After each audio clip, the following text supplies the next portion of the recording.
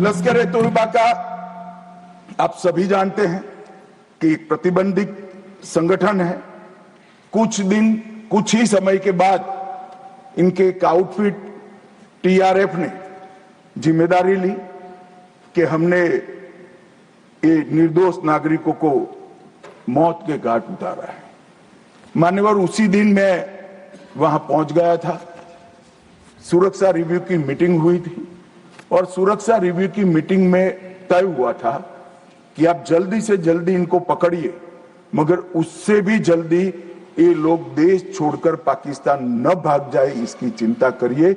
इसलिए 100 दिन के बाद भी वो उपलब्ध मिले और मारे गए। मान्यवर, उनके पास से 3 राइफलें बरामद हुई। एक 19M4 कार्बाइन अमेरिकन राइफल है और 2 AK-47 राइफल मिली। जिस दिन पहलगांव में घटना हुई, हमारे निर्दोष नागरिकों को मारा गया, उस दिन वहां से एनआईए ने खाली कारतूसों को कब्जे लिया था।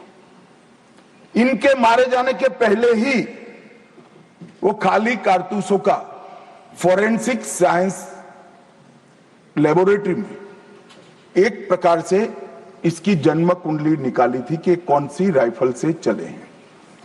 और जब ये मारे गए, इनके पास से भी जो राइफलें मिली, फोरेंसिक साइंस लेबोरेटरी में चंडीगढ़ में रात को फोरेंसिक टेस्टिंग कर 100% मिलान हुआ है कि इन्हीं 3 राइफलों का उपयोग किया गया था, जिसमें से 44 कारतूस AK-19M4 के थे और 25 कारतूस AK-47 राइफल के थे। इसलिए अब कोई बहस भी नहीं बची है, कोई शको शुबह भी नहीं बचा है कि इन्होंने मारा था या नहीं था। एनआईए ने बहुत विगत जांच करी है मान्यवर, लगभग 1055 लोगों के स्टेटमेंट लिए हैं। इसके आधार पर इनके रेखाचित्र भी बनाए गए। उसके बाद ट्रैकिंग करते हुए 2 दिन जिन्होंने इनको आसरा दिया था, वो ढोंक के